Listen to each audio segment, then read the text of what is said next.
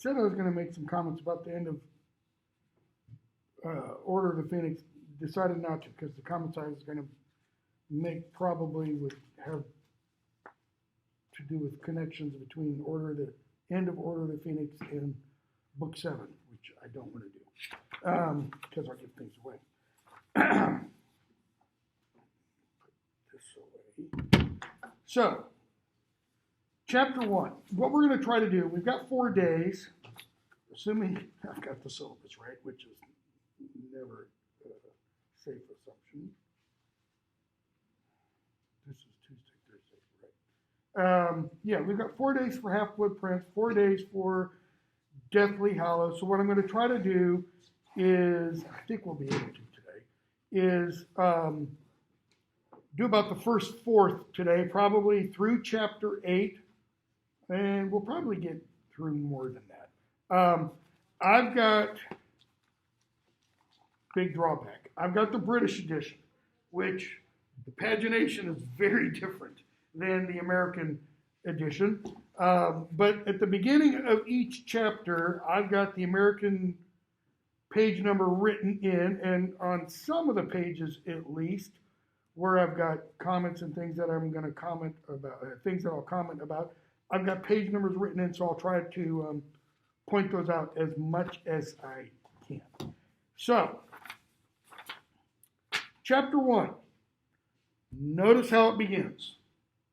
Or let me put it this way. Notice how it doesn't begin. She does what?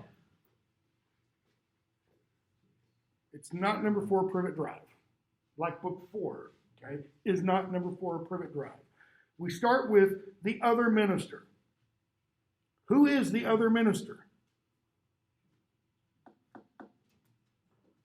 Is the other minister the prime minister?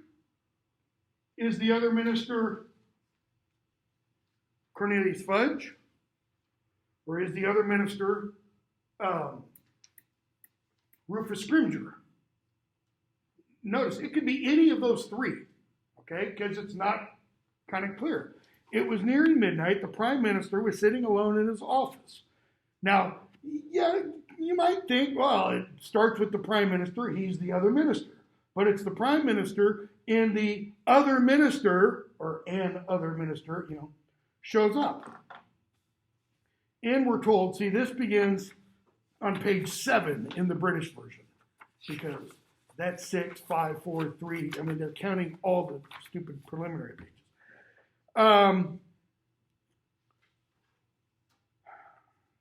There's an election going on, et cetera, et cetera.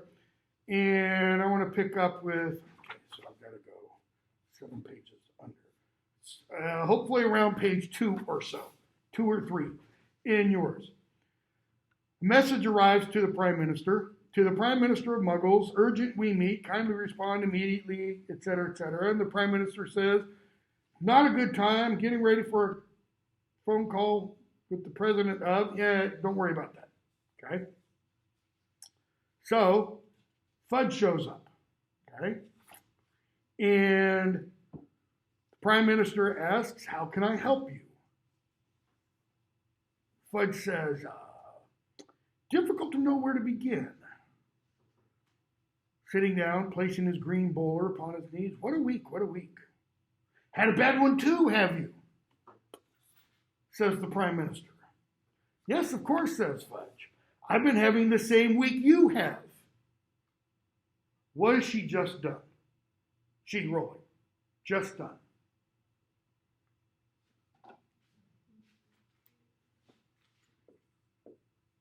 You've got the Muggle world, and you've got the magical world. Magical world. And what does she say? What does Fudge say? We're having the same problem, buddy. In other words, there isn't a divide between them. Okay? What did we see back in the Dursleys' kitchen in the previous book at the opening? That division that Harry had thought existed came crashing down. No, the two worlds are the same world.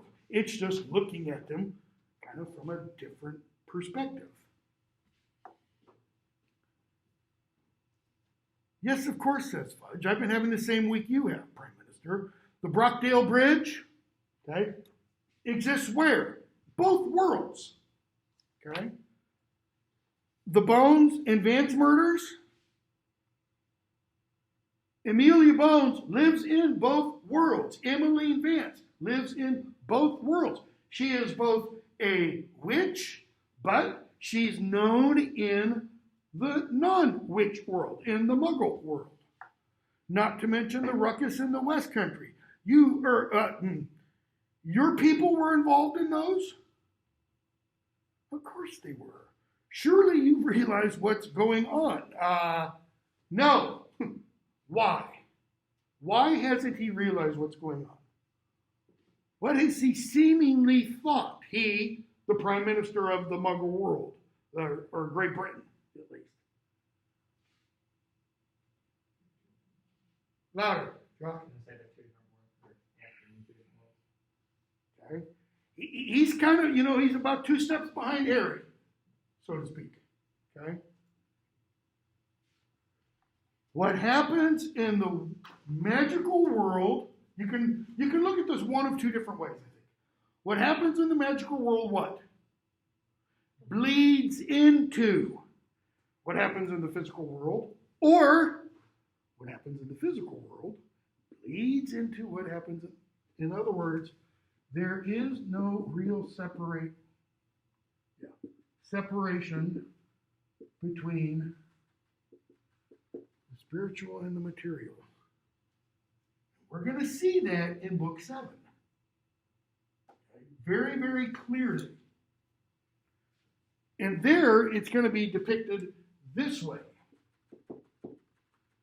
Between the body and, let's say, the soul. Or, if you want, and I would be very careful about doing this, the emotions. Okay? We're going to find out what a full belly means versus what a empty belly means in terms of attitude, emotional, all that kind of stuff. And we're told the Prime Minister thinks it was precisely this sort of behavior that made him dislike Fudge's visit so much. Okay? And what are we then led into? He'd been standing in this very office, savoring the triumph that was his after so many years of dreaming and scheming, that is, running for Prime Minister's position, that he heard the little cough and, Fudge first showed up. Okay? Years ago. And then Fudge shows up again and again, and, about page 6 or 7. Then 3 years ago, on a night very much like this one, he'd been alone and Fudge comes in. What do we hear? There's been a breakout from Azkaban. Okay? Excuse me, Black's escape. Yeah, kind of a breakout, not the mass one. Okay? And we all know, what is Black thought of in the Muggle world? What did Harry see that morning on the television when he went into breakfast in the Dursleys' kitchen? We hear, not on the television, the newspaper. Uncle Vernon's reading the newspaper. He sees Sirius Black's picture and he says, well, of course, look at him. He looks like a no good, etc. Okay? Year later, he comes back, mass breakout from Azkaban. Same year, he comes back, Voldemort's back, etc. Okay? So, somewhere around 9 or 10, the Prime Minister says, how should I know what's going on in the wizarding community? Fudge, we have the same concerns. Brockdale Bridge didn't wear out. That wasn't really a hurricane. Those murders were not the work of Muggles. And Herbert Chorley's family would be safer without him. We're currently making arrangements to have him trained. What?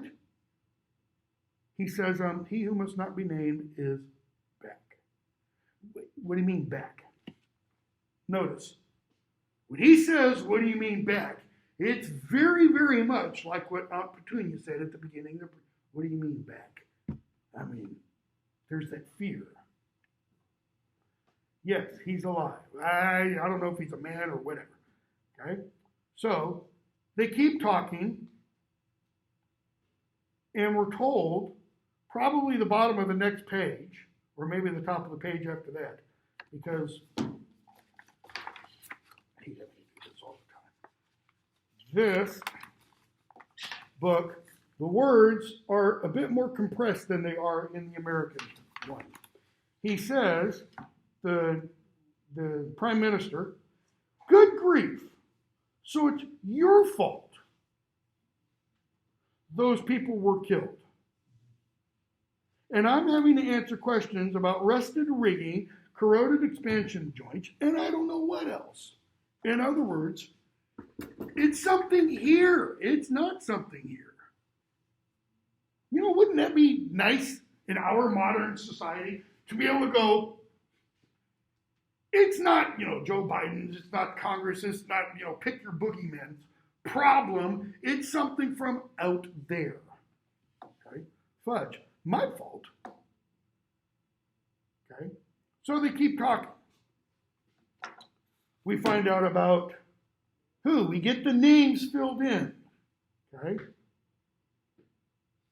There were giants involved. There were Death Eaters involved. Death Eaters with the Brockdale Bridge. Giants with the hurricane in the West Country. Okay? We hear about Amelia Bones, who we saw, right? Beginning of the previous book. She was the one who asked Harry, can you really do, a Patronus? And he said yes. We met her niece, Susan Bones, okay? And notice Amelia Bones, head of the Department of Magical Law Enforcement. We think he who must not be named killed her in person. But wait, that murder was in the newspapers. It was a middle-aged woman, lived alone, nasty killer, a lot of publicity. People are baffled. Well, of course they're baffled. House was locked from the inside. How could somebody have gotten in and gotten out? Okay? Emmeline Vance. Bet you didn't hear about that one. How do we know that name? List of the Order of the Phoenix.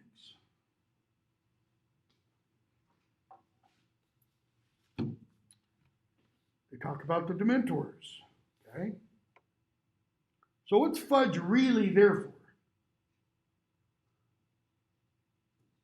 Is it just to bring up the news?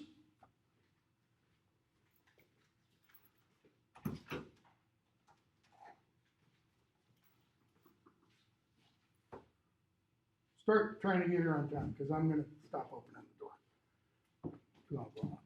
So, what's he there for? To make an introduction. Fudge is out of a job, right? What did Dumbledore warn him at the end of book 4? If you do the things I suggest, you will be remembered as one of the greatest ministers of magic. If you don't, and he's out of a job. Okay? So, we get introduced to Rufus Scrimgeour. Okay? Kingsley Shacklebolt is going to kind of shadow and protect the Prime Minister and such.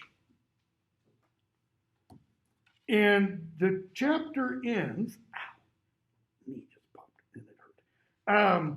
Chapter ends with the Prime Minister saying, for heaven's sake, you're wizards. You can do magic. Surely you can sort out, anything. Did anybody else in the previous 5 books say anything like that you remember? You got to go way back. First book.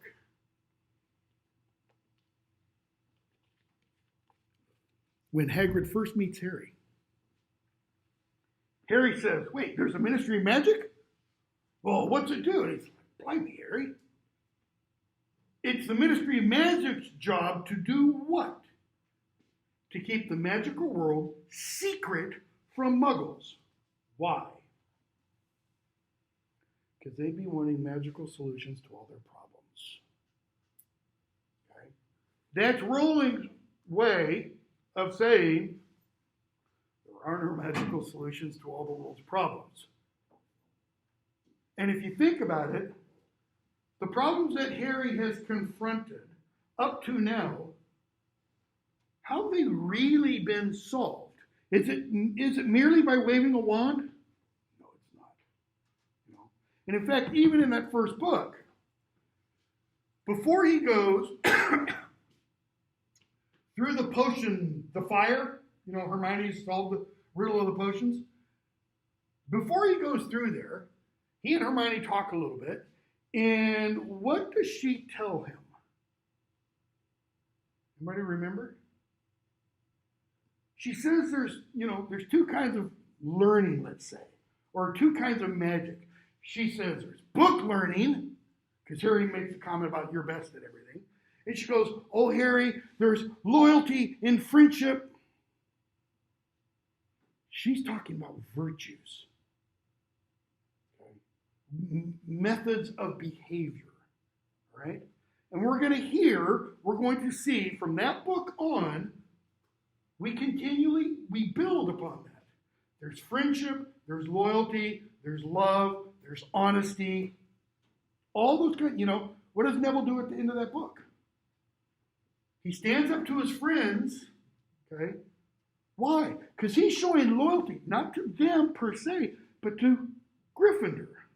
And Hermione uses a little bit of magic, and Chapter 2, Spinner's End. Very briefly, what's the purpose of this chapter? What do we see happening? The main event, so to speak. Has nothing to do with all this stuff. I'm going to talk about this stuff in a moment. Who do we see?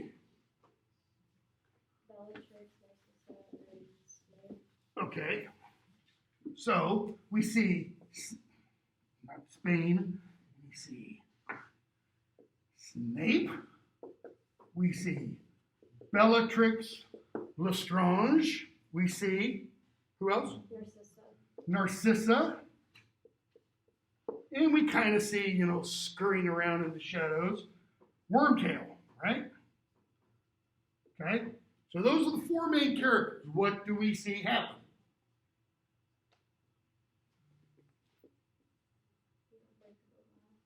Unbreakable vow.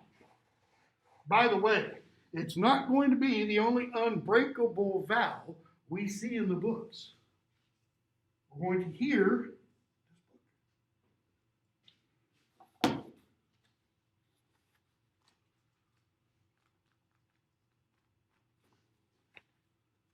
might be confusing this book with.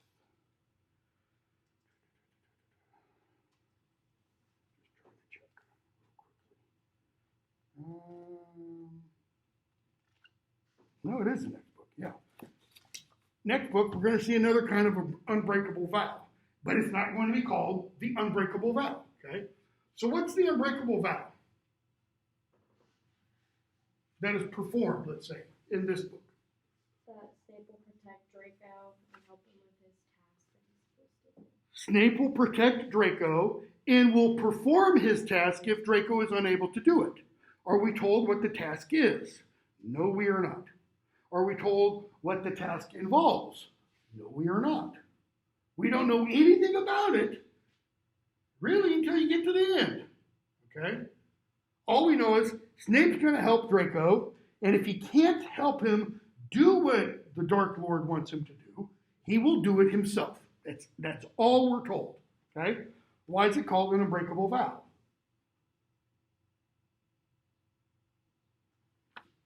Because it's unbreakable. You try to break it, what happens? You die. You can't, okay? And it's a vow. It's a promise. It's an oath, so to speak, okay? So who makes him do this? Or who, let me rephrase that. Who wants Snape to do this? Narcissa, right? She's trying to protect her son. Who doesn't believe Snape will do it? Why? What's the relationship, let's say, between Bellatrix and Snape? Kind of catty, right? Does Bellatrix trust Snape? No.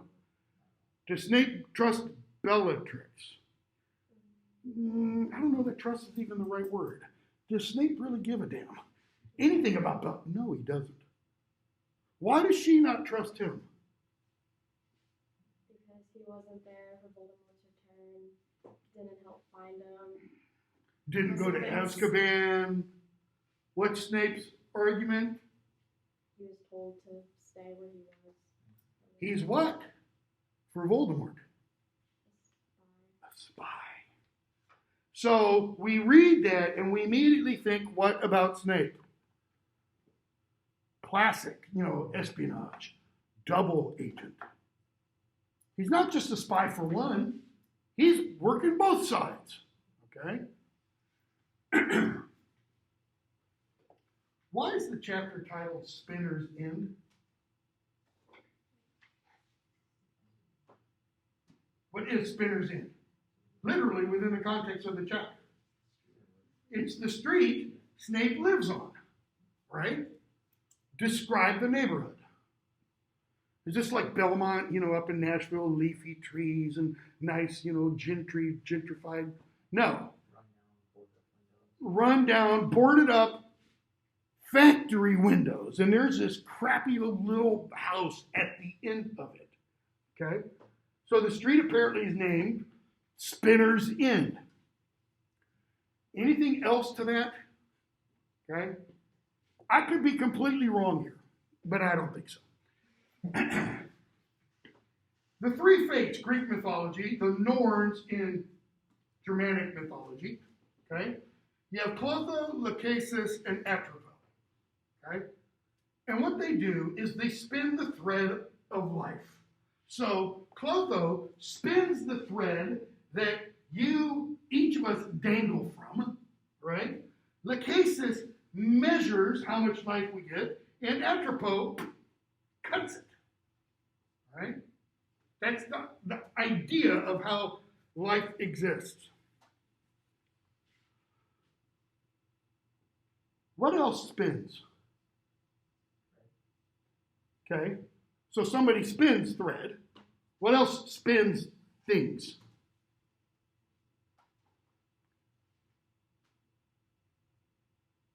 Shelob. Spiders, right? What do they spin? Webs. Louder? They said traps. Okay? Because what do webs do? What's a spider's web designed to do? It's not a nest for the spider. It's designed to trap other insects. Or insects. Spiders aren't insects. It's designed to trap insects so that, the spider has a big old web, a bug flies into one part, and that thread in the web does what to the entirety of the web? It makes it shake. That's how the spider knows, gotcha. Okay, so start to think. Spinner's end. What are they doing here?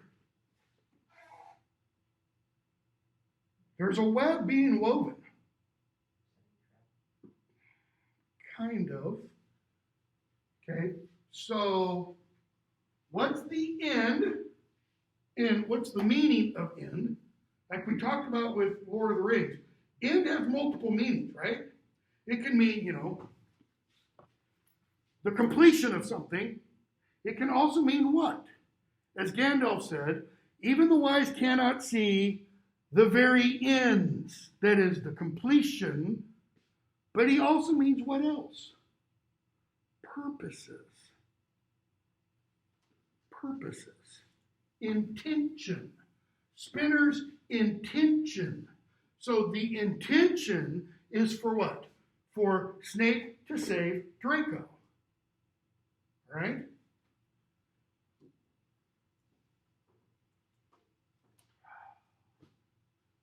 Before I say anything else, I gotta ask. How many of you have finished this before? Or how many of you read this novel before? A few. How many of you, but you've not read it, you've not, okay, I can't give away then where I was going to go. What I usually do is I just jump to, something and, a lot of students who, brains just kind of explode. But I won't do that because I don't want to give it away. Okay, so, we can skip pretty much the rest of that. Snape goes into a lot of detail, and actually, no, we can't. Snape goes into a lot of detail.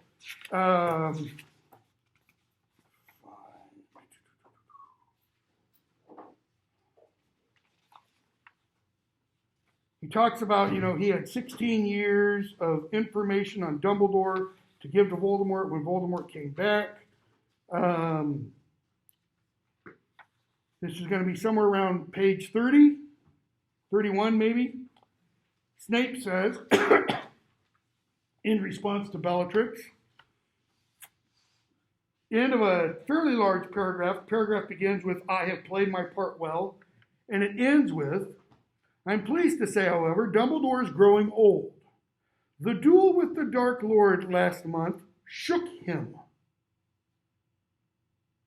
He has since sustained a serious injury because his reactions are slower than they once were. Okay. Just pause for a moment. Go back to Order of the Phoenix. The duel in the atrium. Did that shake Dumbledore? Did Dumbledore appear and shake him? No, not at all. Okay? We have no idea what he's talking about in terms of the serious injury. But through all these years, he has never stopped trusting Severus Snape, and therein lies my great value to the Dark Lord. Okay?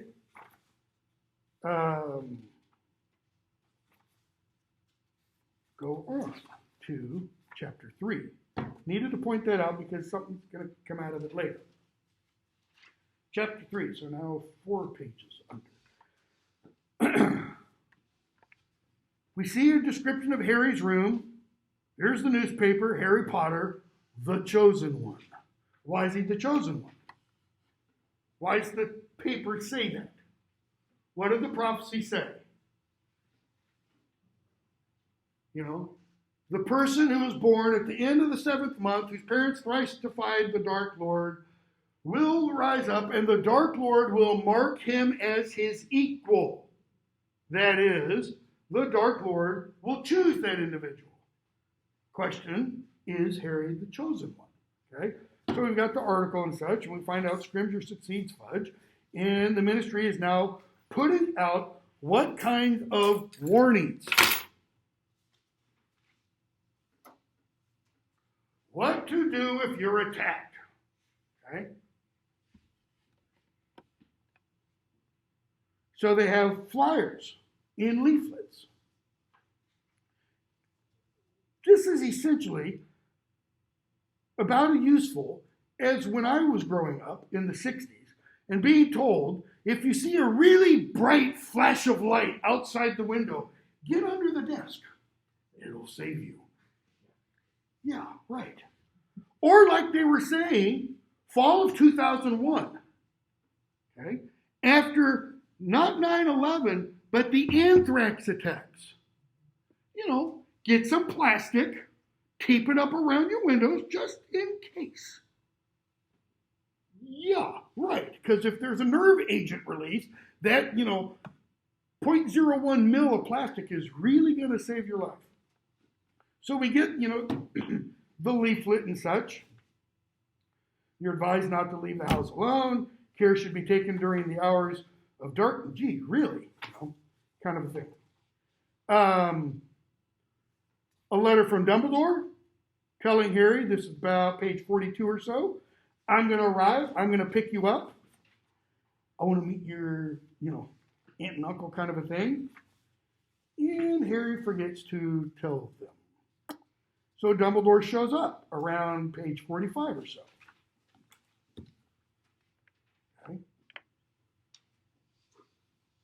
And Vernon says, I don't mean to be rude. And Dumbledore, yet sadly accidental rudeness occurs alarmingly often. best to say nothing. In other words, if you open your mouth, you will be rude. So just zip it, right? He meets Dumbledore, he meets Vernon and Petunia. He, kind of stands there and says, given the times, what's going on, I'm assuming that you would invite me into your house. And he comes in and he says, I'm also assuming you would offer me a drink. And he draws up, pulls the couch towards them. They sit. He pours Rosmerta's mead. And, the glass sitting next to Vernon just kind of keeps tapping him on the side of the head. And Dumbledore says, it would be polite to drink it. Telling us what? What's he doing there? Let's assume you're inviting me in. Let's assume you're greeting me. Let's assume you're offering me a drink. He's teaching them the exact same thing Mr. Weasley attempted to teach a little bit of in Book 4, Manners. Common, decent behavior. All right? So, he's also there to tell Harry, we found Sirius's will. You're named. What does Harry get? Everything. Okay? So, Creature comes. Harry gives him a command. Creature does what Harry tells him to do. And then we're told, bottom of, or somewhere on 52, maybe 53. Harry's thinking, I need to go pack. And Dumbledore says, just hold on one second. And he says, as you will no doubt be aware, Harry comes of age in a year's time. Petunia, no, Dumbledore, excuse me. He doesn't. He's a month younger than Dudley. Dudders doesn't turn 18 until the year after next. Dumbledore, yeah, but in the wizarding world, we come of age a year earlier, at 17. So he goes on, he talks about Voldemort and how he's back. And he says, Harry, whom Lord Voldemort has already attempted to kill on a number of occasions, is in even greater danger now than the day when I left him on your doorstep 15 years ago, with a letter explaining about his parents' murder and expressing the hope that you would care for him as though he were your son. He pauses. Why? Yeah, he's going to let that one soak in a bit. As though he were your son. You did not do as I asked. Notice, all single syllables. Just boom, boom, boom, boom, boom. You have never treated Harry as a son. He has known nothing but neglect and often cruelty at your hands. The best that can be said is that he has at least escaped the appalling damage you have inflicted upon the unfortunate boy sitting between you. So what's the appalling damage inflicted upon Dudley?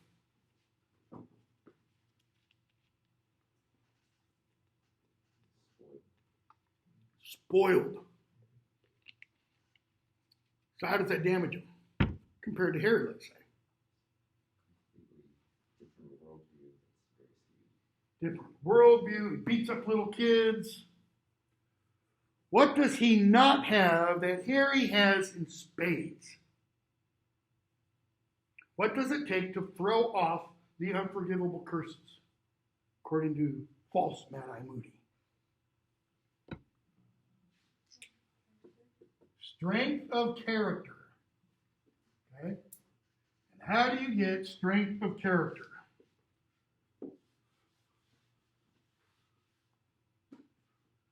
You must overcome adversity. And Harry's been overcoming adversity since his first birthday. That's why, partially at least, that's why we see what Snape sees when he goes into Harry's memories. That's why we see Harry full of jealousy over Dudley getting the brand new red bicycle. Harry full of anger and fear being chased up the tree. It's just been one thing after another. You know, what did Lupin tell him when he was teaching him about the Patronus charm? You know, and the Dementors. He says, Harry, you have so much more horrible things in your experience. That's why you see Dementors. But he doesn't let it what? He doesn't let it get him down. What did Dumbledore tell him at the end of the previous book? No matter everything that has happened to him, what still dominates in Harry? Think when Nagini possessed him. What did Harry think? Let us die, and then I'll see Sirius again. Dumbledore says, it is your ability to love. It is the fact that you were never tempted by the dark or the dark arts. You know, first book, and I think I pointed it out. First book, what does Harry tell Ron and Hermione when he says, you know, Snape's going to get the stone, he's going to give it to Voldemort. I'm never going over to the dark side, like somebody had asked him to.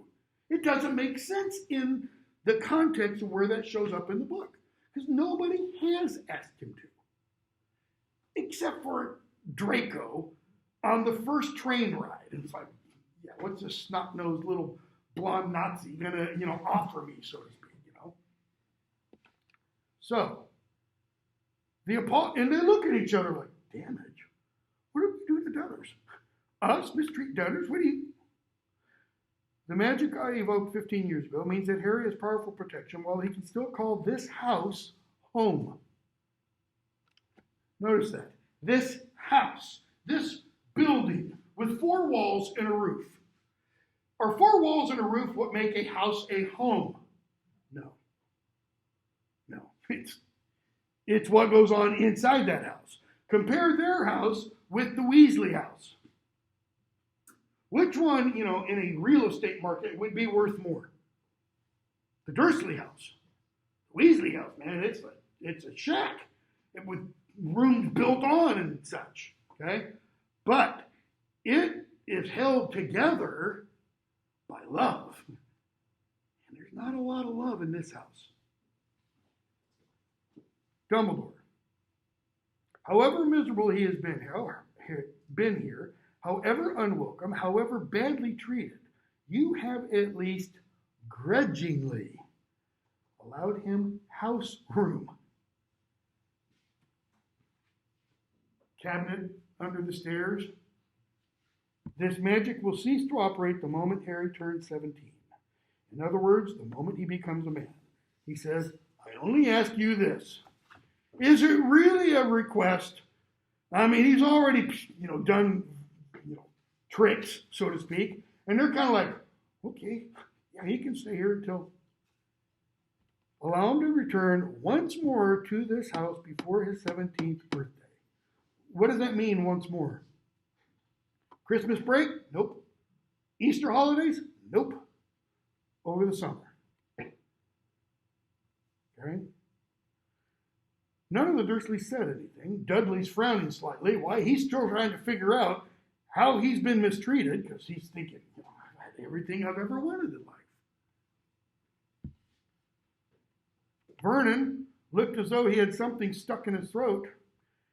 Aunt Petunia is flushed. I think that's the first time we've ever been told she's flushed, and we're going to see it one more time. Beginning of book 7. Okay? Why? Why is she flushed? Guilt, shame. Ooh, that hurts. Yeah, because he is not my daughter's son, my sister's son. So Dumbledore says, time for us to be off. Okay? So he sends Harry's stuff off, and we go to chapter 4. Horace Slughorn. Okay? What did I say? It's 3 pages less. So,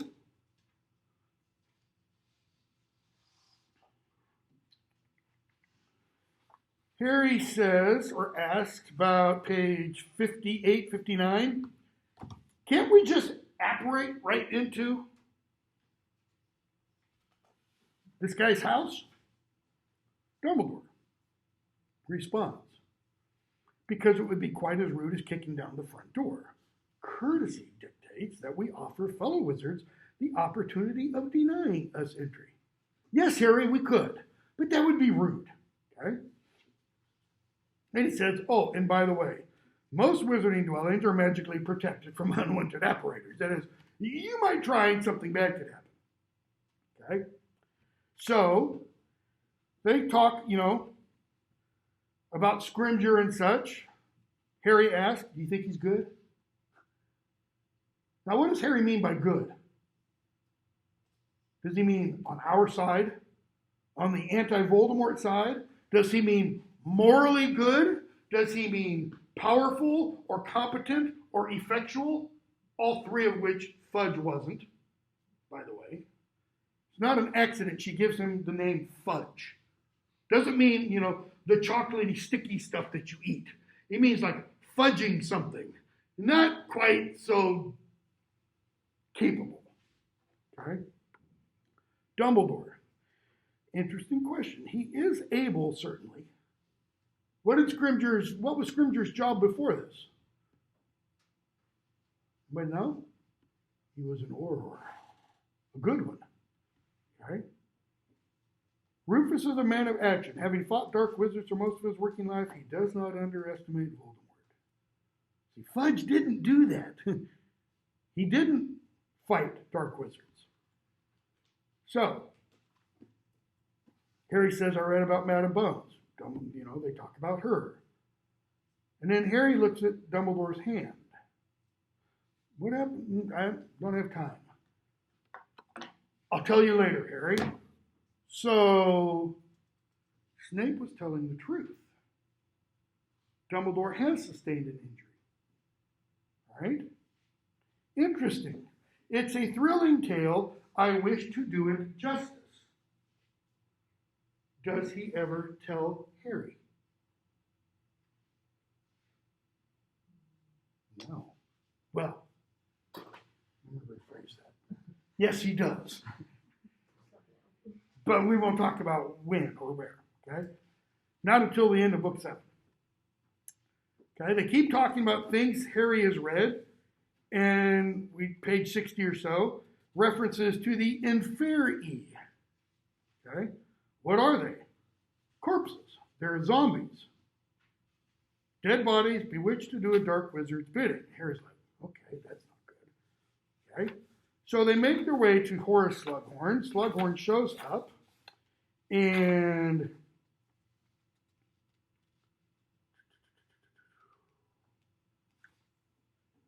actually before, Slughorn shows up, and somewhere around, looks like 76. Harry's talking, let's see here. Talking with Dumbledore. They've left, Slughorns, and they're talking about the prophecy.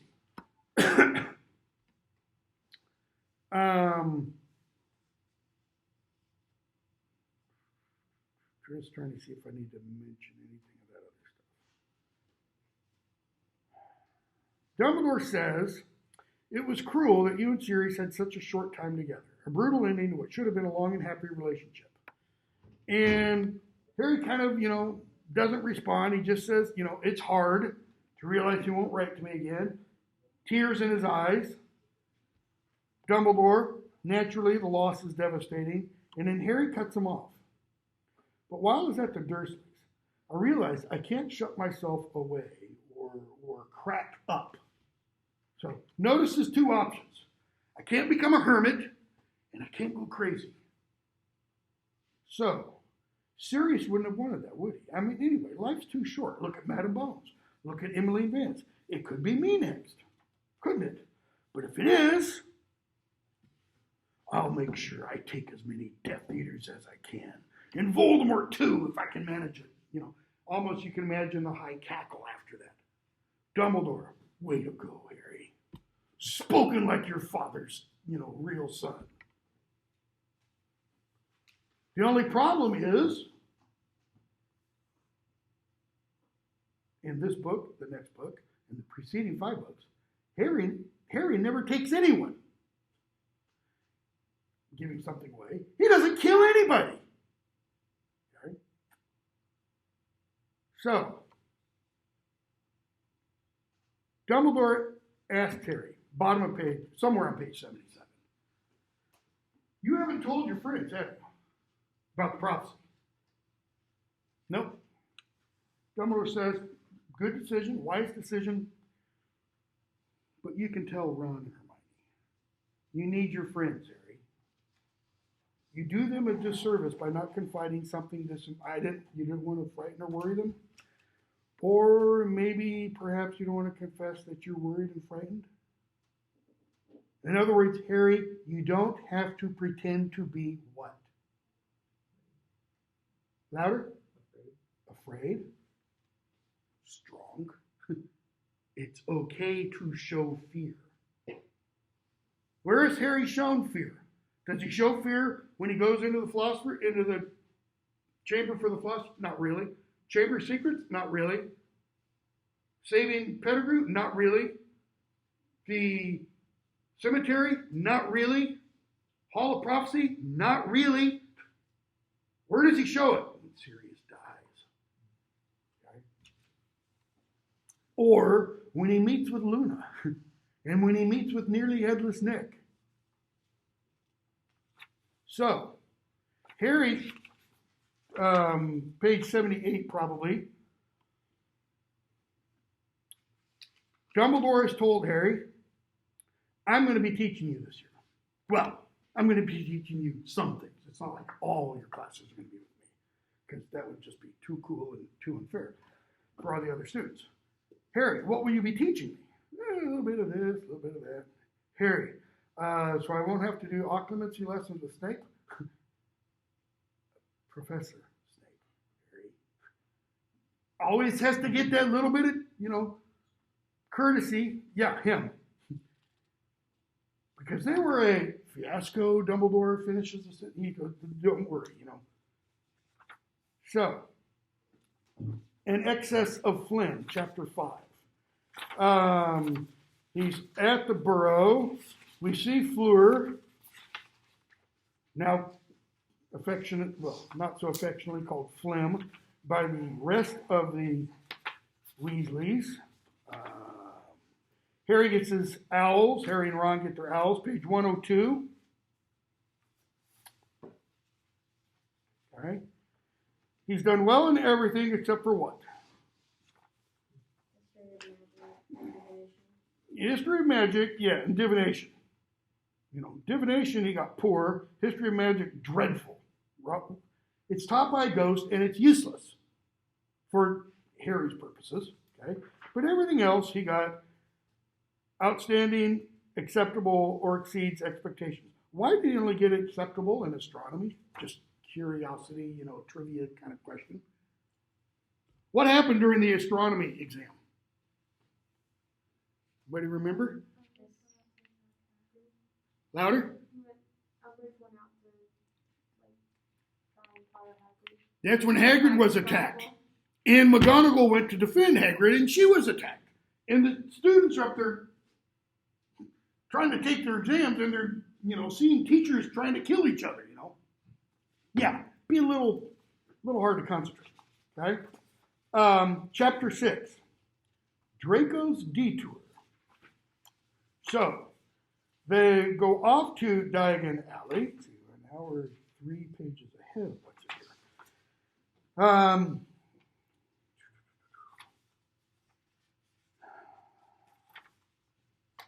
They look into Fred and George's place. Harry follows Draco. He sees Draco's mother. We're skipping a bunch. I think there's not much I really want to say. He goes, follows Draco, sees what Draco's trying to do, but doesn't know fully what Draco's trying to do. He wants to smuggle something into Hogwarts, but he doesn't know what. Chapter 7. So we're going to get quite a bit further than I thought. Chapter 7, Slug Club. What is the Slug Club? Great name, by the way. Because think of Horace Slughorn. Okay? Slug Club refers to his last name. Who are these students?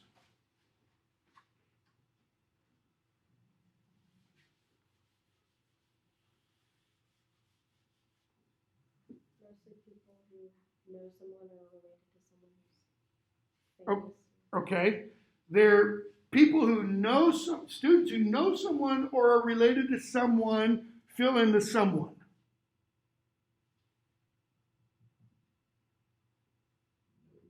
Notable, powerful, famous, high reputation. Okay, so what's the Slug Club? These are students that Slughorn kind of arranges around himself for what purpose? To put him in connection with those notable, powerful, famous, etc. people. Okay, what kind of students? Who do we find out are included?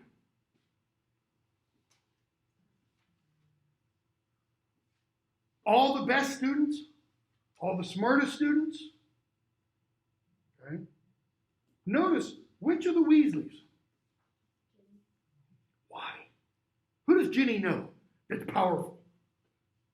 Harry. Why is Ginny there?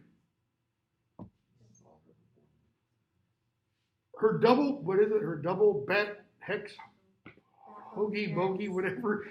Double bat hex bogey kind of thing. In other words, ooh, she's got skills. Okay?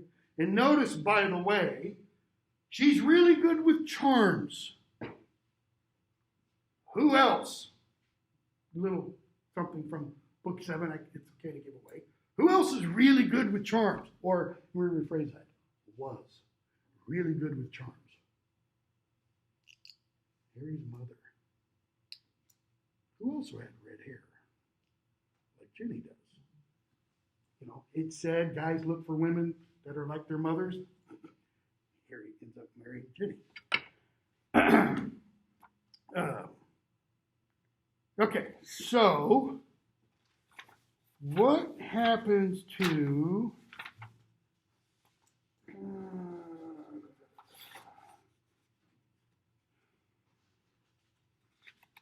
Harry on the train? Okay, how many pages did I say this was? I think it's +3. So Harry sneaks into Malfoy, Crabbe, and Goyle's compartment, their carriage. Hides on the luggage rack, has the invisibility cloak over him. Very end of the chapter, last couple pages. And accidentally lets a little bit of the invisibility cloak come up so he's not fully covered. And Malfoy, little Snape, kind of sees him. Bottom of somewhere on that last page, we see Malfoy do Petrificus Totalis. That is, complete petrification. Turn to stone, so to speak. Without warning, Malfoy pointed his wand at Harry, who is instantly paralyzed. As though in slow motion, he toppled out of the luggage rack and fell. Okay, now that doesn't make sense to me. If he's instantly paralyzed, why does he move? I don't know if you've ever had, what's it called? I was just reading about it the other day. Sleep paralysis. When I was about 5, 6 years old, I can't remember, 5, 6, 7. I had a nightmare. I woke up that morning petrified. I mean, couldn't move. Eyes could move, I could talk. I couldn't move my arms or legs. It took like 8 hours for it to wear off. And it's this neurochemical thing. But it's not like I woke up and rolled out of bed. because you can't move when that happens. Okay? Harry should still be up in the, but he falls off. And what are we told? He can't move a muscle. He can only gaze up at Malfoy, who smiles. I thought so. I heard Goyle's trunk hit you, and I thought I saw something white flash through the air after Zabini came back. That was you blocking the door when Zabini came in, I suppose. You didn't hear anything I care about, Potter, but while I've got you here, and what does he do? He stomps on his face. Okay? That is an image from the early to mid 20th century. And it's right out of George Orwell's 1984. It's the image of the party.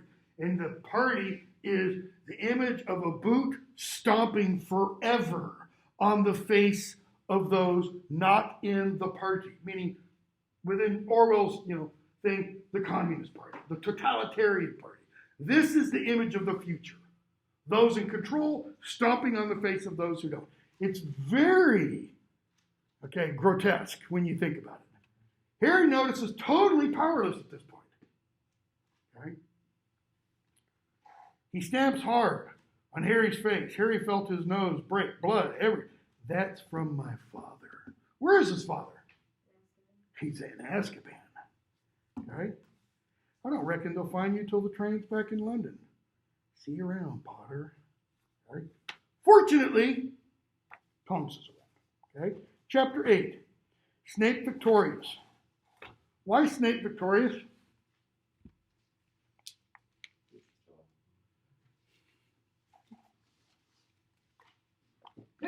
We were told in the previous book. How long has Snape taught at Hogwarts? Previous book. He's in his 14th year. He first applied for Defense Against the Dark Arts and every subsequent year. Okay? So, Tonks comes and rescues Harry, takes him up to the school, takes him to the gates, and we're told, lost 7 pages up. Somewhere around 159, 160.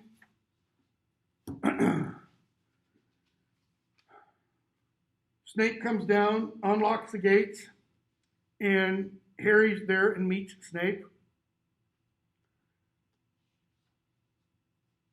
And she's like, I didn't want you to come down. I wanted Hagrid to come. And he's like, no, I've got him. So, somewhere around 160, I guess, Snape did not speak for a minute or so. Harry felt as though his body was generating waves of hatred so powerful that it seemed incredible that Snape could not feel them burning him. He had loathed Snape, etc. Into that paragraph. Harry clung to this notion, because it enabled him to blame Snape. The notion that Snape didn't do anything to really save Sirius. To blame Snape, which felt satisfying, and also because he knew that if anyone was not sorry that Sirius was dead, it was the man now striding next to him. And so what does Snape do? 50 points from Gryffindor. Okay? The fury and hatred bubbling inside Harry seemed to blaze white hot. But he would rather have been immobilized all the way back to London than tell Snape why he was late. Because telling Snape would involve what? Talking about his invisibility cloak, talking about Malfoy getting the upper foot on him and such. Okay? So, they get to, Harry gets there, and people are asking him about, Chosen One and such. And 163 or so. They find out Slughorn is not the new Defense Against the Dark Arts. It's Snape. Slughorn is the new potions master. So at least they don't have potions with Snape anymore. Harry. Well, somewhere around 164. There's one good thing. Snape will be gone by the end of the year. Why? The job's jinxed. No one's lasted more than a year. Quirrell actually died doing it. Personally, I'm going to keep my fingers crossed for another death. Hermione says, Harry, how dare you, Okay. So, Dumbledore gives his beginning of the year, speech and says, I cannot emphasize strongly enough how dangerous the present situation is and how much care each of us at Hogwarts must take to ensure that we remain safe. Castle's magical fortifications have been strengthened. Don't be careless. I urge you, therefore, abide by any security restrictions. I implore you, should you notice anything strange or suspicious within or outside the castle, report it to a member of staff immediately. What was Mad-Eye Moody's motto? Anybody remember? Constant vigilance. See, this book came out in 2005. July of 2005, right? When I was teaching my Harry Potter course, this was the summer that we went, and the day we were to fly over there was the day that everybody in the program, and there are over 200 students involved, and 20 or 30 faculty, and people assisting, were called to be told that morning there's been bombings in London. Okay? And when we got there, there were literally in the two carriages, 2-word signs, constant vigilance. Okay? And this kind of language about security restrictions, if you see anything, say something, were all over London. I mean, one of the things they did immediately after the bombings was all the trash cans everywhere were removed. You couldn't go to a bus station, you couldn't go to a tube station and find someplace to drop off a McDonald's bag. And if you saw a McDonald's bag like sitting under a bench, I mean, people stayed away from that thing like it was the plague. Because it was known, terrorists tried to use, I've known people in the military who've come back from Afghanistan or Iraq who will talk about, because of their experiences, they'll drive down the highway and there will be like a trash bag in the road. And they will stay away from it. Why? IED. So, what are we being told about the world that they're now inhabiting? It's extremely dangerous. Is it only now extremely dangerous? Or was it dangerous before? And what did Ferenc say? They were living through a lull, a sense of kind of peace, right? Chapter 9. If we can get a little ahead, that'd be good, because we'll get really bogged down in the Deathly Hallows. Half-Blood Prince.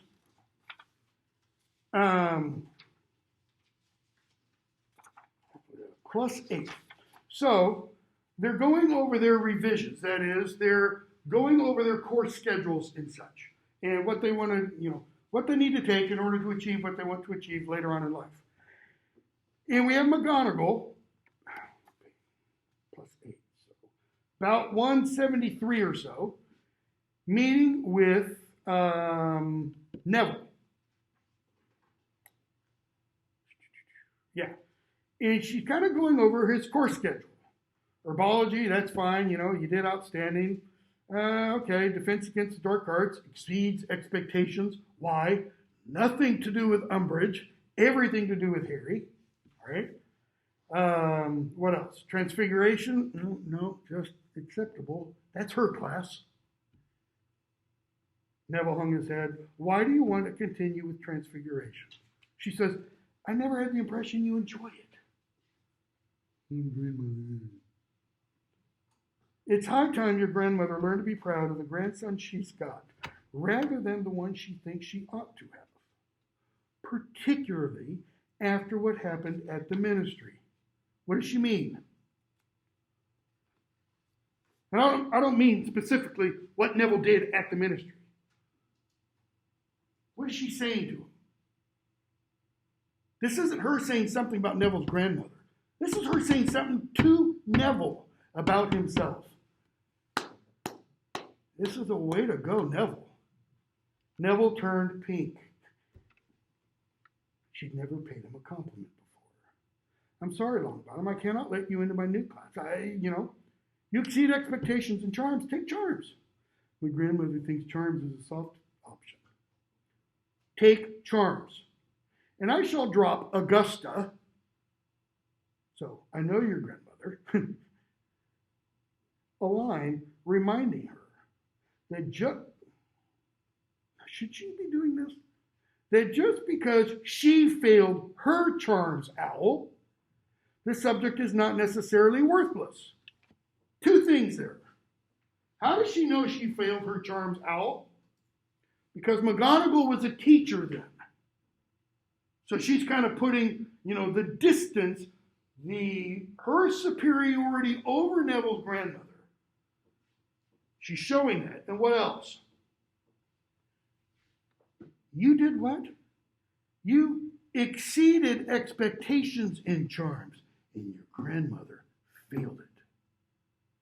Don't let her talk you down, Neville. She's telling him, your grandmother may say you don't equal up to your father, but you do. The subject is not necessarily worthless, smiling slightly at the look of delighted incredulity on Neville's face.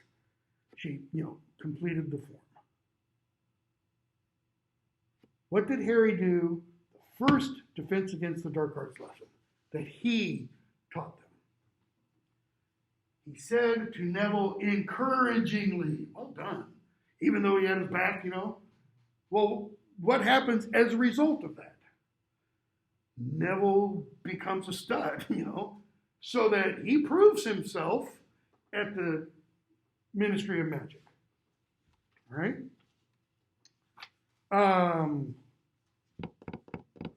So they go on to Defense Against the Dark Arts. And Snape is he's in his element. I'm forgetting. 8 pages. Somewhere around 176 or so. Snape comes in. He just kind of looks over all the students. You have had 5 teachers in this subject so far, I believe. Harry's thinking, you don't know.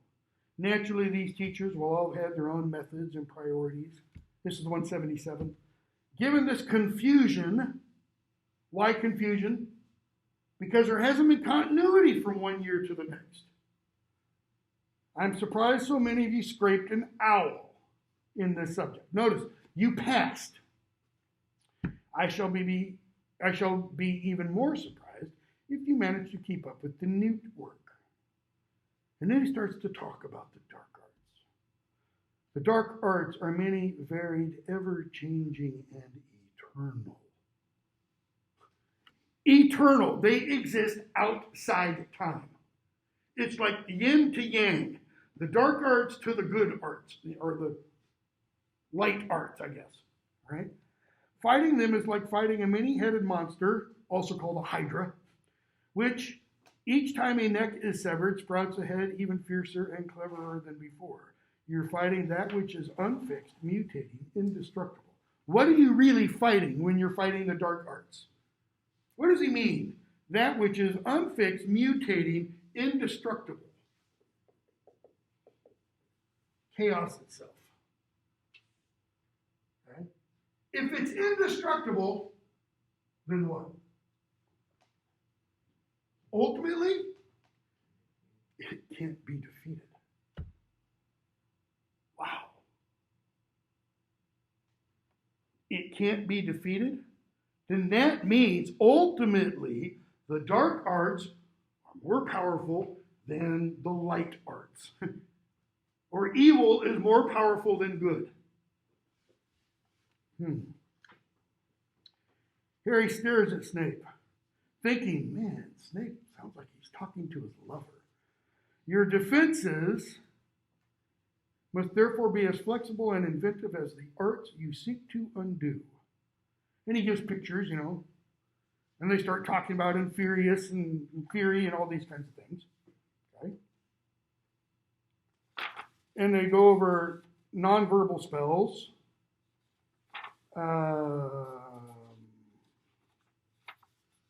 Harry goes into potions. He doesn't have a book because he didn't think he'd be taking it. And he gets, a book from the bookcase in the back of the room. And the book has written in the back of it, this book is the property of the Half-Blood Prince. Now, we're not told this yet, but we get told fairly soon. What's the problem with that title? The Half-Blood Prince. That somebody has written in the book. What does the wizarding world not have? Louder? Princes. It doesn't have an aristocracy. It's a perfect, little d kind of democracy. Anybody can grow up to become minister of magic. You have no princes, you have no kings, you have no queens. That's why Voldemort's name is an anomaly. You have no lords. Right? So, Harry goes off for his first lesson with Dumbledore. Chapter 10. House of Gaunt.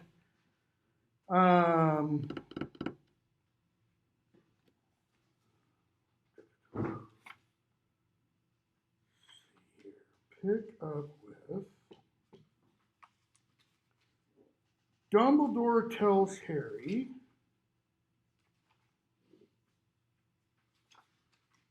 about 196 or so. You've been wondering, I'm sure, what are we going to do in these lessons? Yeah. Well, Dumbledore says, time for me to now tell you that I know what prompted Lord Voldemort to try and kill you 15 years ago. For you to be given, he's like, well, wait. I thought you did that at the end of last year. So I did. I told you everything I know. From here on, we're going to leave the firm foundation of fact and journeying together through the murky marshes of memory into thickets of wildest guesswork. No more fact, no more truth. This is, from here on out, Harry, speculation. Okay? But you think you're right. Duh. Right? I mean, what do I mean by duh? When I make some comment about, okay, here's what I think, and I could be wrong, but I don't think I am, right? Because everybody who has a thought kind of like that, what do they think? Well, of course I'm right. Prove to me I'm wrong. Dumbledore's kind of saying, yes, I think I'm right, until I'm proven wrong. And he is going to be proven wrong about some things, okay? Some really, really big, important things. Well, one at least. Naturally I do, but as I've already proven to you, I make mistakes like the next man. Well, but, being rather cleverer than most men, my mistakes tend to be correspondingly huger. And I think what he means by that is the consequences of the mistakes. See, if I make a mistake because I'm not a, brilliant genius like Dumbledore is, the consequence might not affect really anybody but me or a very small circle of people. Dumbledore makes a mistake, the ripples, go throughout, the magical world, so to speak. And Harry, and this will help me survive. It has a very great deal to do with the prophecy.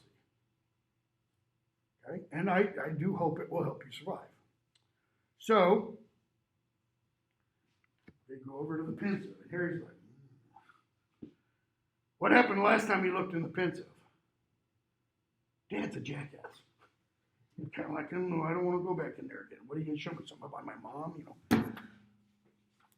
Dumbledore, no, you're coming with me, don't worry. And with permission. Because the first time he looked, he didn't have permission. Second time he looked, he didn't have permission.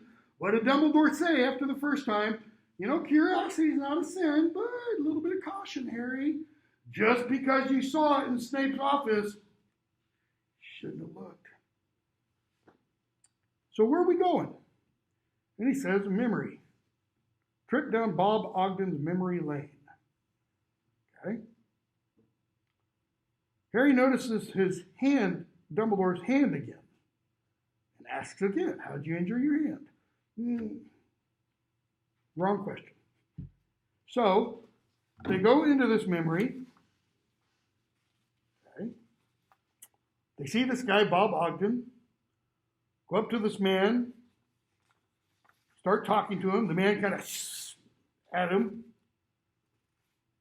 We see another man come in. We see a woman come in. I'm going to skip what actually is said and such. Okay. And we're going to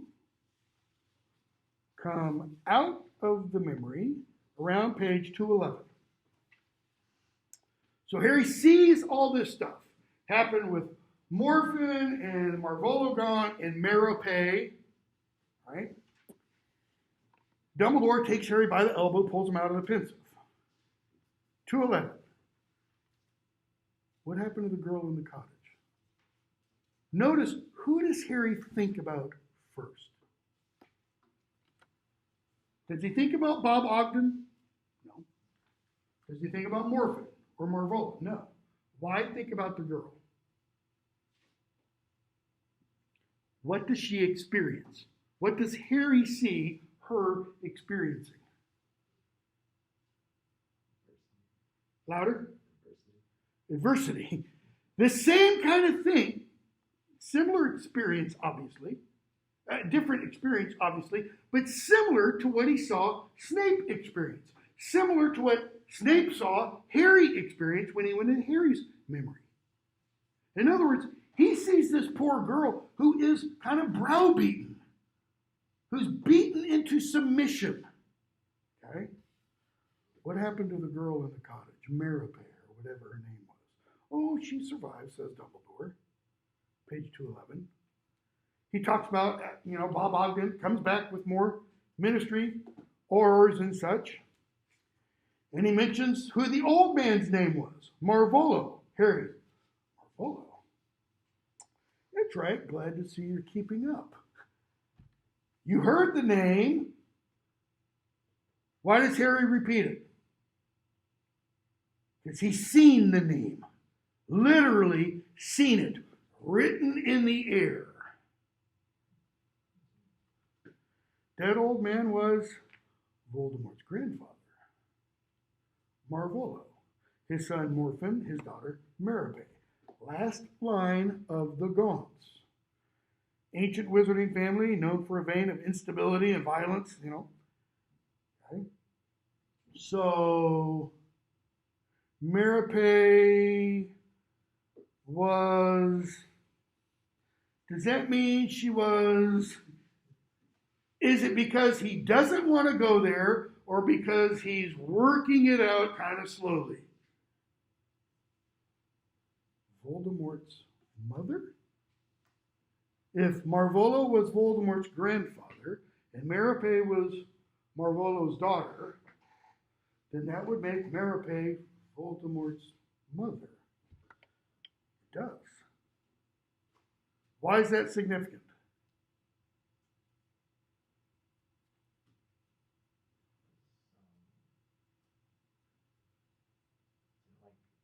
Relationship between Harry's mother and what Harry's mother went through and Voldemort's mother? Similar. Vaguely similar. I think it's closer to what Harry sees with Snape.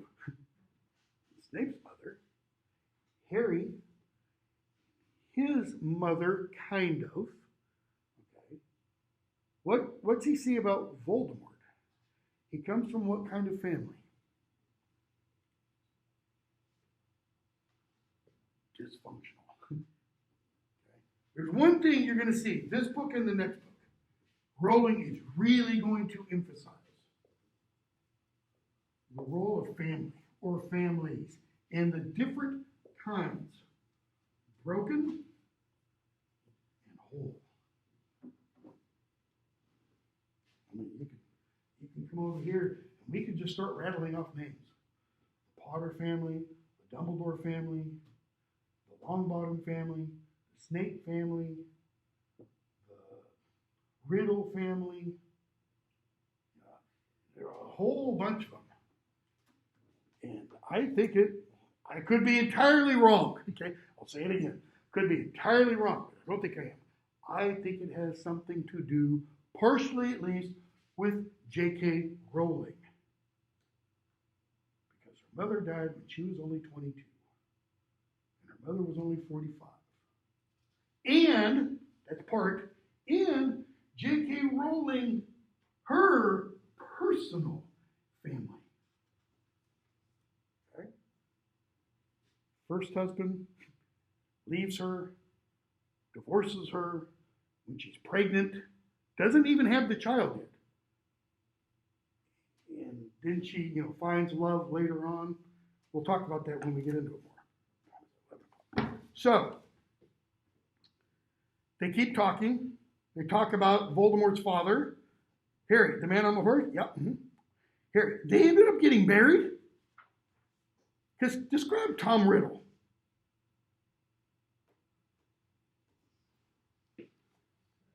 Kind of a jerk. Okay? Notice what kind of family he's from, as opposed to Merroway's. Money. I mean, they have the big house on the hill. Where does Merroway live? In a hut, essentially. I mean, Harry, they ended up married. Dumbledore, I think you're forgetting she was a witch. I don't believe her magical powers appeared to their best advantage when she was being terrorized by her father. Once Marvolo and Morphin were safely in Azkaban, she was alone and free. She could give full rein to her, and Harry's thinking, and Dumbledore says, can you not think of any measure Merroway could have taken? Harry, an Imperius curse. Why does he think of that? Well, she's a Voldemort, Ah, or what have they been talking about in potions? Love potion. Very good. Yep, I think it was a love potion, Harry. And she ran off, or the squire's son ran off with her. All right? But then he comes back. And Harry says, well, and she died, didn't she? Wasn't Voldemort brought up in an orphanage? Yes, indeed. And here we have to do more guesswork. Okay? He says, within a few months of their runaway marriage, Tom Riddle reappears at the house, at the manor house, without his wife. Rumor flew, he'd been hoodwinked, etc., etc. He pretended, the villagers guessed that Merroway had lied to Tom Riddle, pretended she was going to have his baby, and that he had married her for this reason. Harry, but she did have his baby. Well, yeah, but not until a year after they were married. Okay, so they were married. 3 months into the marriage, she gets pregnant. A few months later, he leaves. A few months later, she has his baby. What went wrong? Why did the love potion stop working? Notice what Harry assumes. It stopped working. Okay? Dumbledore, guesswork here. He says, I think she made the choice to stop giving it to him. Why? She wanted him to love her on his own. And she stopped giving him the love potion. He's like, get away, And he doesn't love her. Okay? And he leaves. Maybe it's just because I'm too simplistic. I can't help but read that and think of J.K. Rowling's personal experience with her husband. Because they had a literal whirlwind romance. She was living in Portugal, working for Amnesty International. He was this Portuguese, handsome, dashing journalist. They, meet, they get married like within 3 months, I think, or 6 months. She gets pregnant and he ditches her. like within a couple of months. They weren't even married, I think, 6 months. And ditches her. And she goes back to Scotland, tail between her legs, so to speak.